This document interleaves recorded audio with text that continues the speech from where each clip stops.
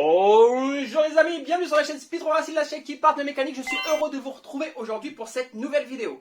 Alors avant d'entamer la vidéo et l'introduction, j'aimerais d'abord remercier toutes les personnes sur Utip qui regardent des pubs, qui font des dons. J'aimerais également remercier toutes les personnes qui sont adhérents au programme Fidélité VIP, donc c'est un petit abonnement mensuel, ça va de 1,99 jusqu'à 9,99. Vous choisissez le forfait que vous voulez, et donc j'aimerais remercier l'ensemble de ces personnes-là, car grâce à eux, la chaîne peut évoluer et je peux continuer à vous proposer des produits. Donc voilà, vraiment, je ferme la parenthèse, donc vraiment, je remercie ces personnes-là. Ah oui, juste pour vous dire que voilà, les personnes qui m'envoient des messages sur les réseaux sociaux, en fait, elles sont filtrées quand elles ne font pas partie du programme VIP. C'est un avantage que je donne aux personnes VIP et je trouve ça normal que ces personnes-là ont un droit d'échange et enfin voilà, je trouve normal qu'ils ont quelque chose en retour de leur cotisation et surtout des dons qu'ils font à la chaîne. Voilà, donc maintenant on va reprendre la vidéo. Donc aujourd'hui on va voir comment faire de la désanodisation. Désanodiser, anodiser une pièce, c'est lorsque la pièce est colorée de cette façon-là. Voilà, vous l'achetez, elle est déjà colorée, elle n'est pas peinte, elle a été teintée à l'aide de façon chimique en labo, voilà, en usine, et donc ça donne ça. Donc c'est pas de la peinture, comme vous pouvez le voir, vous voyez, c'est comme c'est rouge chromé, voilà, c'est plutôt sympa, que lorsqu'on achète une pièce anodisée, c'est relativement joli. Donc il y a plusieurs pièces qui existent, vous voyez, là ici j'ai un levier de frein, vous avez aussi ici des rondelles de vis, vous avez les vis anodisées, ici là, le couvercle du maître cylindre, enfin bien, bref, vous avez un tas de pièces anodisées qui existent et il se peut que vous ayez besoin de retirer cette anodisation afin de retrouver l'aspect brut de la pièce puisque par exemple vous avez changé de déco de votre scooter et vous ne voulez plus de rouge sur votre scooter. Et bien on va voir dans cette vidéo comment désanodiser une pièce. Allez, c'est parti.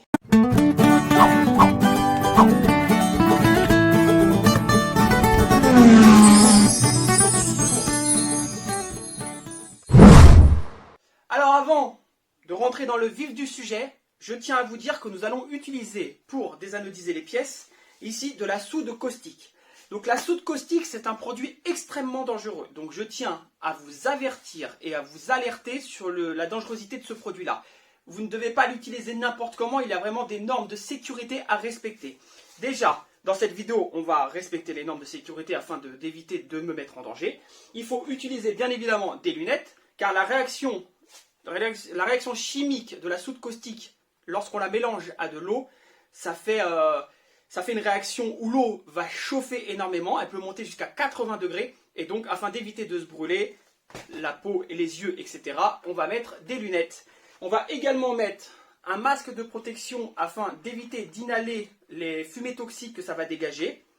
Et bien évidemment, nous allons mettre, donc moi je vais mettre deux paires de gants, une paire de gants ici, et celle-ci, voilà, afin d'éviter les brûlures sur les mains ou d'être en contact avec le produit.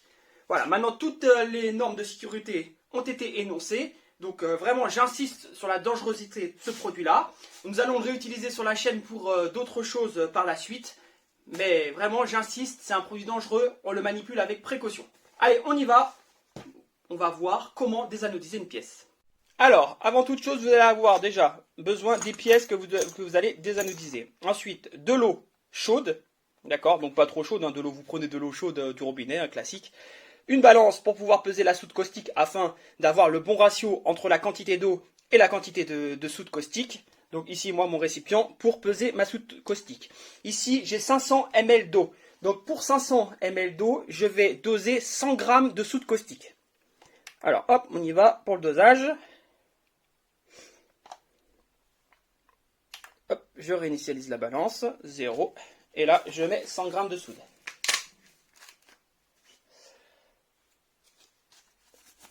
Je mets mes gants, bien évidemment.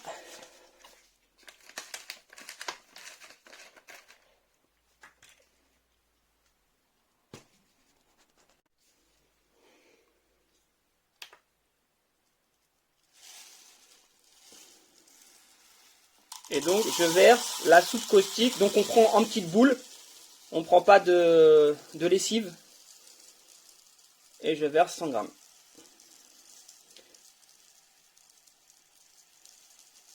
Donc la quantité, c'est 200 grammes pour 1 litre.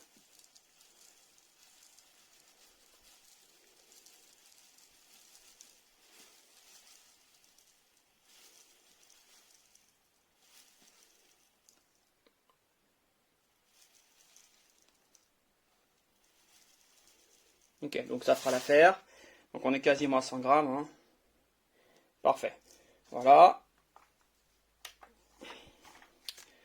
Ensuite, on va venir verser ces petites billes de soude caustique à l'intérieur de l'eau. Donc bien sûr, avant de verser, je m'équipe de mon masque. Donc là, je mets le masque.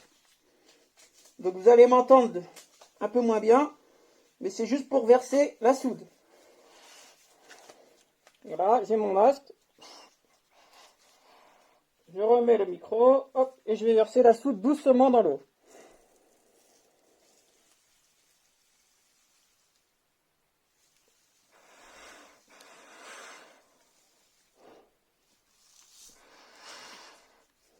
Je mélange légèrement pour dissoudre la soude et je continue mon versement.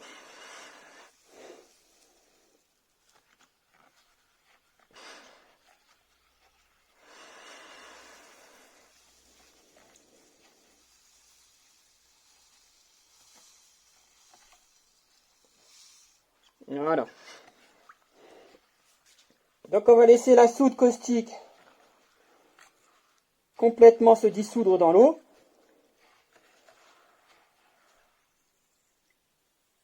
Je ne sais pas si vous entendez, mais là il y a une réaction chimique et il y a de la fumée qui se dégage. Donc avec le masque, je ne sens rien.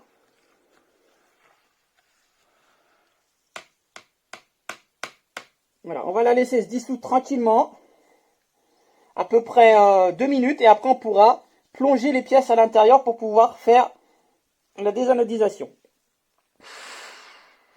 Ok, donc les 2 minutes sont passées, je vais pouvoir plonger les pièces à l'intérieur. Donc je fais exprès de la mettre qu'à ce niveau-là. Vous voyez, déjà la réaction chimique commence. Est-ce que vous voyez un peu la puissance de la soude?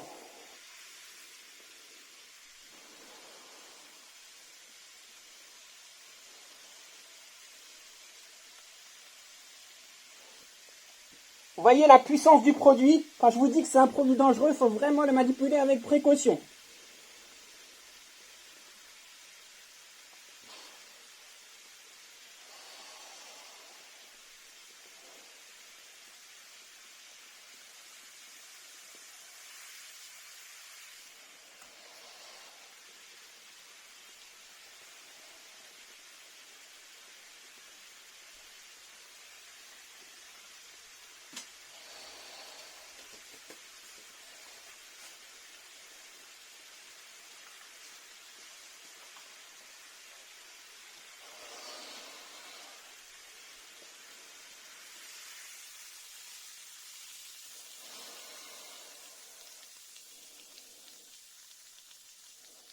Voilà, regardez un peu.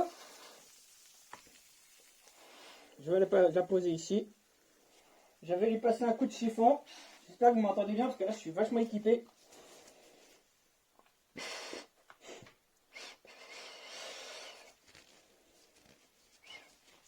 Là c'est juste pour vous montrer, mais il faut la tremper davantage. Hein. Regardez un peu le résultat. Comme vous pouvez le voir, elle a complètement été décapée et nettoyée. Et toute l'anodisation a sauté. Voilà, donc comme tu as pu le voir, ça décape extrêmement bien. Alors, t'imagines, si ça fait ça sur une pièce, qu'est-ce que ça peut faire sur ta peau? Alors, je réitère ce que j'ai dit tout à l'heure, il faut être extrêmement vigilant avec ce produit. Il faut vraiment avoir des gants hermétiques ou en tout cas des gants qui vous protègent de la chaleur. Il faut éviter le contact avec la peau parce que ça va immédiatement vous brûler. Pareil, il faut un gros masque et pas... Il faut un masque vraiment qui filtre afin d'éviter justement d'inhaler cette chaleur et ce produit chimique qui peut vous brûler les voies respiratoires. Donc là-dessus, soyez extrêmement vigilants sur votre sécurité si vous utilisez ce produit. Donc là, j'ai fait un test relativement rapide juste pour vous montrer à quel point ça va éclater la couleur, à quel point ça va vous décaper votre pièce. On peut également l'utiliser pour décaper de la peinture. D'ailleurs, sur le paquet, je vais vous... Donc sur le paquet, c'est écrit, voilà, décape peinture, lasure, vernis, débouche les canalisations. Et c'est vraiment un produit extrêmement puissant, extrêmement corrosif, extrêmement dangereux. Donc soyez vigilants sur l'utilisation de ce produit. En tout cas, c'est un produit qui fonctionne très bien. Donc si vous voulez avoir une pièce totalement décapée et retrouver son chrome d'origine, enfin son chrome, son gris métal d'origine, vous le laissez tremper. Bon, moi je préconiserais toute la nuit. Hein. Pour le moment, je n'ai pas assez de recul là-dessus parce que c'est un produit que j'utilise peu. J'utilise pour d'autres choses, mais vous allez voir par la suite dans quoi je l'utilise. Mais pour retirer la nodisation, je l'utilise extrêmement rarement, mais je sais qu'on pouvait l'utiliser, donc c'est pour ça que je vous ai fait la démo. Donc voilà, donc c'est un produit assez corrosif. Donc là pour la démonstration, j'avais un récipient en plastique, mais je vous conseille, si vous le laissez tremper longtemps, d'utiliser un récipient métallique afin d'éviter que le plastique fonde à cause de la chaleur, parce que ça va quand même monter à 80 degrés, donc c'est quand même énorme. Donc le plastique va fondre si vous le laissez trop longtemps. Là, moi, pour ma démo, ça a largement suffi. C'était juste pour vous montrer un peu la puissance de la soude caustique. Mais soyez vigilants également sur le récipient. Voilà les amis, j'espère que cette vidéo t'a plu. Si elle t'a plu, n'hésite pas à lâcher un pouce bleu. Et on se retrouve à bientôt pour d'autres vidéos. Allez, salut les amis!